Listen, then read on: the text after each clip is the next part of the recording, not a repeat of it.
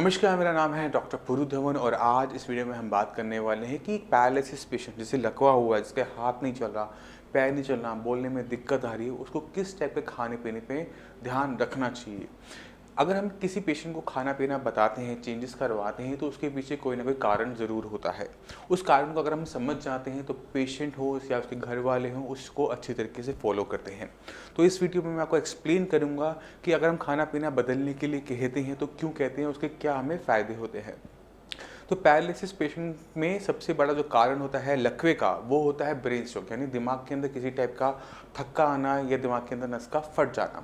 जब कभी ऐसा होता है तो ब्रेन के अंदर नुकसान होता है, ब्रेन की टिश्यू को नुकसान होता है, ब्रेन के अंदर जो न्यूरॉन्स हैं उनको नुकसान होता है। अब ब्रेन के पास पावर होती है इसको रिपेयर करने की, जिसके हम कहते हैं न्यूरोप्लास्टिसिटी। अगर आपने मेरी पुरानी वीडियोस देखी होंगी तो आप समझ गए होंगे कि न्यूरोप्लास्टिसिटी क्या मैकेनिज्म होता है। ये ब्रेन का नेचुरल मैकेनिज्म है अपने जख्म को भरने का। आपके हाथ पे कोई चोट लगती है, कट लगता है, तो कुछ टाइम में वो अपने आप भरना शुरू हो जाता है। इसी तरह से जब दिमाग के अंदर किसी टाइप का नुकसान होता है तो उसके भी जख्म भरे जाते हैं और इस मैकेनिज्म को न्यूरोप्लास्टिसिटी कहा जाता है। अब अगर हमारे शरीर के अंदर प्रोटीन की कमी है तो हमारे शरीर पर बने हुए जख्म नहीं भरते, क्योंकि शरीर में प्रोटीन की कमी है और कुछ भी हमारे शरीर में बनता है वो प्रोटीन से बनता है। इसी तरह से जब ब्रेन के अंदर कोई नुकसान हुआ है तो उसकी भरपाई भी प्रोटीन ही करेगा।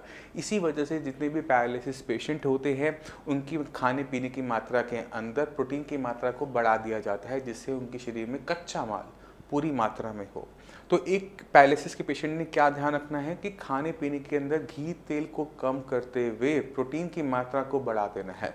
अक्सर पेशेंट गलती क्या कर बैठते हैं कि वो अपना ऑयली तो छोड़ते हैं कि घी नहीं खाएंगे, ऑयल नहीं खाएंगे, डीप फ्राइड नहीं खाएंगे, और जाने अनजाने में छोटी सी गलती क्या कर बैठते हैं कि वो सब्जियों पे ज़्यादा खाना शुरू करते हैं कि घिया तोरी टिंडा खाएंगे और हम जल्दी ठीक हो जाएंगे। मगर अगर एक पैरालिसिस का पेशेंट सिर्फ घिया तोरी टिंडा खाता है तो उसकी बॉडी में सही मात्रा में प्रोटीन नहीं जा पाता और उसकी कंडीशन डे बाय डे खराब होती चली जाती है, क्योंकि बॉडी में वीकनेस आनी शुरू हो जाती है। तो एक पैरालिसिस पेशेंट को डाइट के अंदर प्रोटीन बढ़ाते हुए दूध, दालें, फिश और एग वाइट को बढ़ा देना चाहिए, क्योंकि इससे आपको स्ट्रोक नहीं आएगा दोबारा से, इससे क्लॉट दोबारा नहीं बनेगा, मगर आपके शरीर के अंदर प्रोटीन की मात्रा सही जाने की वजह से कच्चा माल प्रॉपर तरीके से होगा, जिससे आपकी ब्रेन के अंदर जो हीलिंग प्रोसेस है वो एडवांस होता चला जाएगा, इंप्रूवमेंट आती चली जाएगी। लकवे के ट्रीटमेंट के अंदर सबसे खराब चीज़ क्या होती है कि ये जो जख्म बनने की प्रक्रिया होती है, जिसे न्यूरोप्लास्टिसिटी मैंने आपको बताया, ये पहले 6 महीने में ऑटोमेटिक तरीके से, नेचुरल तरीके से चलती है। तो जब आपको कभी ब्रेन का स्ट्रोक होता है, पेशेंट पूरा बेड पर होता है, चल नहीं पाता, बोल नहीं पाता, मगर अगले 6 महीने के अंदर इसमें काफ़ी अच्छी इंप्रूवमेंट होती है। इस 6 महीने में कोई दिक्कत खास हमें देखने को नहीं मिलती, क्योंकि पेशेंट में रिकवरी हो रही होती है, तो हमें एक होप होती है कि पेशेंट हमारा ठीक होता चला जाएगा और एक दिन वो पहले की तरह हो जाएगा। मगर जैसे जैसे टाइम बीतता है तो हमें एक और दिक्कत देखने को मिलती है कि 6 महीने बीतने के बाद जो उसमें इम्प्रूवमेंट आ रही होती है वो धीरे धीरे बंद हो जाती है और कई साल बीत जाते हैं तो भी उसके अंदर इम्प्रूवमेंट देखने को नहीं मिल रही होती, क्योंकि जो रिकवरी ब्रेन के अंदर हो रही थी न्यूरोप्लास्टिसिटी से, अब वो बंद हो जाती है।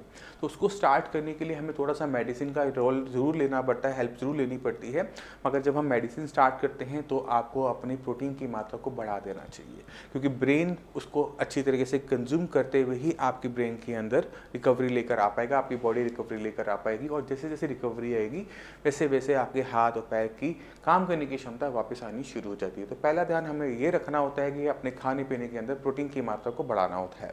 मगर सिर्फ प्रोटीन से काम नहीं चलता, हमारे जो नर्वस सिस्टम है उसके लिए एक बहुत इंपॉर्टेंट विटामिन होता है, वो होता है विटामिन B12। और हमारी जो स्केलेटन होता है, हमारी जो मस्कुलोस्केलेटन सिस्टम है, उसके लिए एक बहुत इंपॉर्टेंट विटामिन होता है, वो है विटामिन D।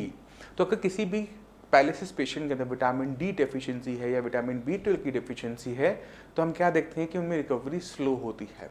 तो हमें विटामिन D की डेफिशिएंसी को ख़त्म करना होता है, विटामिन B12 की डेफिशिएंसी को ख़त्म करना होता है। अब सवाल ये उठता है कि ये किन चीज़ों के अंदर होता है। ये विटामिन D हो चाहे विटामिन B12 हो, ये सारा का सारा हमें नॉन वेज मटेरियल से मिलता है। मगर इंडिया के अंदर हम क्या देखते हैं कि मैक्सिमम पेशेंट जो होते हैं वो प्योरली वेजिटेरियन होते हैं। इसकी वजह से उनके अंदर नेचुरल तरीके से ही विटामिन D और B12 की कमी होती है, तो उसे हमें पूरा करना पड़ता है with the help of supplements. Vitamin D की टेस्ट करवाने के बाद ही विटामिन D के सप्लीमेंट दिए जा सकते हैं। और विटामिन B12 एक ऐसा विटामिन है जो कि वाटर सॉल्युबल विटामिन होता है।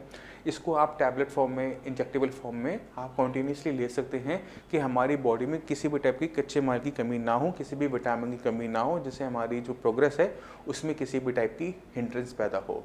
दूसरी चीज़ कि हम खाने पीने में ऐसा क्या बदलाव कर सकते हैं कि विटामिन डी और विटामिन B12 हमारी बॉडी में प्रॉपर तरीके से जाए।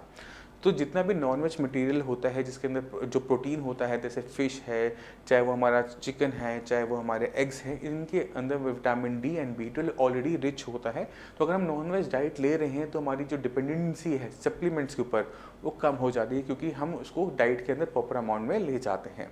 विटामिन डी को शुरू करने से पहले टेस्ट ज़रूर करवाना है, इस चीज़ का ध्यान रखना, क्योंकि vitamin D fat soluble vitamin है, बॉडी में ज़्यादा हो जाएगा तो उसकी टॉक्सिसिटी हो जाती है।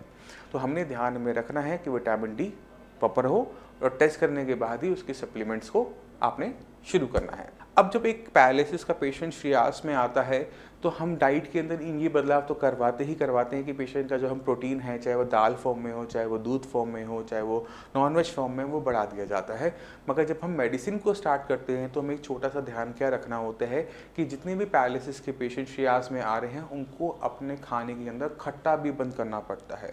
चाहे वो आम है, संतरा है, मौसमी है, कीनू है, नींबू है, टमाटर है, सब्जियों के अंदर ये सारी चीज़ें, खट्टी चीज़ें हमें बंद करनी पड़ती हैं, क्योंकि जितनी भी आयुर्वेदिक मेडिसिन होती हैं इनकी एफिकेसी खट्टा खाने से कम होती है, और ये हम सब अच्छी तरीके से जानते हैं।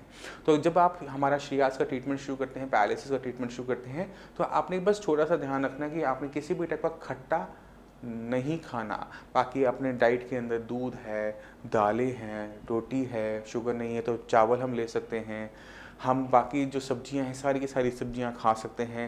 सिर्फ ध्यान के रखना है कि टमाटर सब्जी के अंदर तो जाए, बट टमाटर की सब्जी नहीं खा सकते। जैसे कुछ लोग टमाटर प्याज की सब्जी बना के खा लेते हैं, हम वैसा नहीं कर सकते।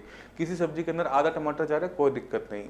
तो इन चीज़ों का ध्यान रखना है कि किसी भी तरीके से बॉडी के अंदर खटाई जाती है तो जो मेडिसिन हम प्रोवाइड करते हैं पैरालिसिस पेशेंट को रिकवरी के लिए, उसके काम करने की क्षमता कम हो जाती है। इसी वजह से जो खटाई है वो बंद किया जाता है। दूसरा सबसे बड़ा सवाल पेशेंट का ये होता है कि मैं चाय पी लूँ, तो पैरालिसिस का पेशेंट चाय पी सकता है, कॉफ़ी पी सकता है, किसी टाइप की दिक्कत नहीं आती। आपने बस छोटा सा ध्यान चाय कॉफ़ी के साथ क्या रखना होता है कि इसे खाने के जस्ट बाद कभी ना ले। 2 खाने के बीच में ले सकते हैं, 1-1.5 घंटे के गैप के बाद ले सकते हैं, बट कुछ लोग होते हैं जैसे नाश्ता किया उसके बाद चाय पीनी है, ये चीज़ मत कीजिएगा, क्योंकि चाय और कॉफ़ी दोनों ही आपके मेटाबॉलिज्म को अपसेट करती हैं, उसमें हिंड्रेंस पैदा करती है। तो आपने ध्यान क्या रखना है, चाय कॉफ़ी लेनी है बट गैप में लेनी है, खाने के बाद, मेडिसिन के कुछ टाइम बाद, सडनली एकदम बाद में ना लें, और चाय कॉफ़ी के साथ मेडिसिन ना लें, उतना ही अच्छा होता है। दूसरा सवाल ये होता है कि ठंडा, कि हम ठंडा खा सकते हैं या नहीं खा सकते। तो मई जून के मौसम में जब बहुत गर्मी पड़ रही होती है तो पेशेंट को फ्रिज का पानी तो मना किया जाता है, मगर पेशेंट बहुत आराम से घड़े का पानी ले सकता है। दूसरा जो सवाल बहुत पेशेंट पूछते हैं वो है चावल को लेकर कि हम चावल खा सकते हैं या नहीं खा सकते। तो पैरालिसिस पेशेंट जो होते हैं उनको चावल अलाउड होता है, बस वो एक शर्त के साथ होता है कि चावल ताज़ा बना हुआ होना चाहिए, बासा चावल नहीं खाना होता। ऐसा नहीं होना चाहिए कि चावल बना रात में खा आप अगले दिन रहे हो, तो ये काम मत कीजिए। फ्रेशली कुक्ड जो राइस होते हैं वो आप पैरालिसिस पेशेंट बहुत आराम से ले सकता है, चाहे वो दाल चावल खाए, चाहे वो सब्जी चावल खाए, उसकी मर्जी है, चाहे वो फिश के साथ खाए, वो चावल ले सकता है। तो इससे किसी टाइप की दिक्कत नहीं होती। बस आपने एक चीज़ का और ध्यान रखना होता है चावल के साथ, कि चावल के अंदर स्टार्च की मात्रा ज़्यादा होती है। पेशेंट अगर डायबिटिक है, शुगर है उसको, तो चावल की जो परहेज जो आपको शुगर की वजह से बताया गया है वो आपने फॉलो करना है। तो आपने बस ये ध्यान रखना होता है कि कोई और बीमारी शरीर में ऐसी ना चल रही हो जिससे कोई दिक्कत हमें पैदा हो। तो अगर हम छोटा छोटा ये परहेज एक पैरालिसिस का पेशेंट कर लेता है कि वो अपने डाइट के अंदर प्रोटीन ज़्यादा लेता है, विटामिन डी और विटामिन B12 का टेस्ट करवा के उसके सप्लीमेंट्स रखता है, या अपना नॉनवेज डाइट प्रॉपर रखता है, या फिर वो अपनी खटाई बंद कर देता है जब उसका ट्रीटमेंट श्रेयास से चल रहा होता है, तो पेशेंट में बहुत अच्छी रिकवरी देखने को मिल जाती है। बाकी कौन सी एक्सरसाइज करनी है, कौन सी हमने डाइट लेनी है, वो हम आपको पहले भी बता चुके हैं। अगर आप उसके बारे में और जानना चाहते हैं तो इस वीडियो के एंड पे आप हमारे जो दूसरी वीडियोस हैं उनको भी आप देख पाएंगे। मैं उम्मीद करता हूँ इस वीडियो से आप काफ़ी कुछ समझ गए कि पैरालिसिस पेशेंट को खाने पीने में किन चीज़ों का ध्यान रखना चाहिए। फिर भी आपके माइंड में कोई भी डाउट हो, कुछ भी पूछना चाहते हो, तो श्रेयास की जो डॉक्टर्स की टीम है वो अवेलेबल है। आप उनको रिपोर्ट्स व्हाट्सएप कर सकते हो, अपनी वीडियोज़ बनाकर उनको सेंड कर सकते हो, जिससे वो देख सके कि आप में क्या कंडीशन है और उसे हम किस तरह से इम्प्रोवाइज़ करवा सकते हैं। वो आपको एक्सरसाइज भी बताएंगे, डाइट चार्ट भी देंगे, मेडिसिन भी आपको सही तरीके से प्रोवाइड करवाएंगे। हर हफ्ते डॉक्टर आपको से बात भी करेगा, इंप्रूवमेंट भी आपसे पूछेगा। तो जब हम सारे मिलके एक साथ काम करते हैं, डॉक्टर और पेशेंट और के घर वाले मिलके काम करते हैं, तो पेशेंट में फर्स्ट मंथ में ही चेंजेस नज़र आने शुरू हो जाते हैं। आपने एक छोटा सा काम करना होता है कि जब आप ट्रीटमेंट शुरू कर रहे हैं तो आप एक वीडियो बना लीजिए, और उसके बाद दोबारा से 1 महीने बाद वीडियो जब आप बनाएंगे तो दोनों में हमें चेंजेस देखने को मिल जाते हैं कि पेशेंट में क्या इंप्रूवमेंट हुई। अब मैं चाहता हूँ कि कुछ आप पैरालिसिस के पेशेंट से मिले, उनकी वीडियोस देखिए, तो आपको समझ में आ जाएगा कि श्रेयास कैसे एक पैरालिसिस पेशेंट की जीवन के अंदर परिवर्तन लेकर आता है। नमस्कार, मेरा नाम है डॉक्टर पुरुधवन और आज मैं आपको मिलवाना चाहता हूँ एक पैरालिसिस पेशेंट जिनकी एज है 63 की एज के अंदर पैरालिसिस को हराना आसान काम नहीं होता। तो चलते हैं पेशेंट के पास और उनसे जानते हैं कि उन्होंने इसको कैसे सहा और कैसे इसको देखा। तो शर्मा जी, ये आपको हुआ कब था? मेरा नाम GR शर्मा है और मेरे को ये ब्रेन स्ट्रोक का दूसरा अटैक है। पहला कब हुआ था? पहला 2014 हुआ था। 2014 में। तब उससे रिकवर पूरे हो गए थे? उसका पूरा रिकवर नहीं हो पाया, लेकिन ये 2019 आते आते मुझे दोबारा फिर अटैक होगा ब्रेन स्ट्रोक का। और ये राइट साइड का हुआ, पहले भी राइट को हुआ था, अब दोबारा भी राइट का हुआ। ठीक है। तो मेरे को चलने फिरने में दिक्कत थी और डॉक्टर साहब की मैंने दवाई खाई। अभी तो 1 ही महीना हुआ है, 1 महीने में मेरे को बहुत इम्प्रूवमेंट है। तो ये जब आपको हुआ था तो आपने कहाँ से इलाज करवाया था? तब मुझे ये सेकेंड टाइम जब हुआ है? हाँ, पहली टाइम भी मैंने एस्कॉर्ट फोर्टिस में करवाया, इलाज कराया। डॉक्टर ने मुझे कहा भाई मेरे को एलोपैथी का जो इलाज करना था कर दिया, अब आप इसके बाद देसी ट्रीटमेंट कराओ। डॉक्टर ने बोला? आयुर्वेदिक। हाँ, डॉक्टर ने बोला? हाँ, डॉक्टर ने कहा अच्छा कि आयुर्वेदिक का ट्रीटमेंट कराओ, उससे शायद आपको बहुत आराम मिलेगा। तो मैंने आयुर्वेद में भी इलाज कराया। अब सेकंड बार टाइम हुआ मुझे, तो मुझे डॉक्टर साहब जो संजीवनी, इनसे मुलाकात हुई, तो इन्होंने 1 महीना हो गया मुझे दवाई खाते खाते, जिससे मुझे बहुत आराम है। और मैं आज दोबारा से 1 महीने की दवाई फिर दोबारा लेने आया हूँ, तो इससे मेरे को लग रहा है कि मैं कंप्लीट ठीक हो जाऊँगा। शर्मा जी को जब पहली बार हुआ राइट साइड में हुआ, उसके बाद जब 2019 में हुआ तो एक ही जगह पे दोबारा स्ट्रोक पड़ने की वजह से, दोबारा से नुकसान होने की वजह से शर्मा जी को जो चलने में दिक्कत आने लगी थी कि चल नहीं पाते थे, पैर नहीं उठा पाते थे। तो जब हमने इनको मेडिसिन दी थी तो किसी वो हाथ पैर की रोक की नहीं थी, क्योंकि चल तो पैर नहीं रहा था। बट जब भी पैरालिसिस होता है तो उसका जो ट्रीटमेंट होता है वो ब्रेन से स्टार्ट होता है।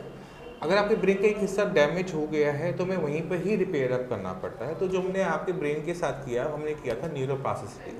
न्यूरोप्लास्टिसिटी के अंदर हम क्या करते हैं कि हम ब्रेन को दोबारा से अपने अंदर विकास करने की क्षमता देते हैं। वो दिन याद करो जिस दिन आपको हुआ था, उस दिन आपका हाथ नहीं चल रहा था, पैर नहीं चल रहा था, मगर अगले 6 महीने के अंदर हाथ भी चलने लगा और पैर भी चलने लगा। ऐसा सारे पैरालिसिस पेशेंट के साथ होता है। दिक्कत पहले 6 महीने में नहीं आती है। पहले 6 महीने में मैक्सिमम लोग अपने आप ठीक हो जाते हैं। दिक्कत आती है उसके बाद 6 महीने के बाद, कि जब ये न्यूरोप्लास्टिसिटी, जब दिमाग की विकास करने की क्षमता बंद हो जाती है। आपका एक जख्म हुआ तो कुछ टाइम में वो भरेगा, अगर वो टाइम से नहीं भर पाया तो वो नासूर बन जाता है। ऐसे ही कुछ आपके ब्रेन के साथ होता है। जब दिमाग में चोट लगी, पहले 6 महीने में भर गया, अब चलने लग गए, हाथ चलने लग गया, ठीक है, नहीं चलता ना, तो वहाँ पर दिक्कत हो जाती है। तो वहाँ पर हमें दोबारा से दिमाग के अंदर विकास करवाना पड़ता है। जब वो डेवलपमेंट स्टार्ट होती है तो आपके अंदर चेंजेस आने शुरू हो जाते हैं। वही आपने देखा। अब आपने इनकी पहले वाली वीडियो देखोगे और बाद वाली वीडियो देखोगे तो उसमें आपको खुद ब खुद ज़मीन आसमान का फ़र्क नज़र आना शुरू होता है। ये इसलिए होता है कि जब हम सही तरीके से सही जगह पे काम करते हैं। तो जो बाकी जो पैरालिसिस पेशेंट हैं उन्हें कुछ कहना चाहोगे? बहुत जल्दी, मैं मानता हूँ बहुत जल्दी, कभी 1 महीना हुआ है, बट 1 महीने की इम्प्रूवमेंट देख के कुछ कहना चाहोगे उनको? नहीं, ऐसा है डॉक्टर साहब का इलाज 1 महीना होगा, मुझे इंजेक्शन भी दिए हैं कुछ और दवाइयाँ भी दी हैं। मुझे फीलिंग ये हो रही है कि मैं जल्दी रिकवरी आपकी और कर लूँगा और जल्दी से मैं ठीक भी हो जाऊँगा एकदम से। ठीक तो आप हो गए हो? हो गया। एक बार चल के दिखाना इनको अभी सबको। ठीक है।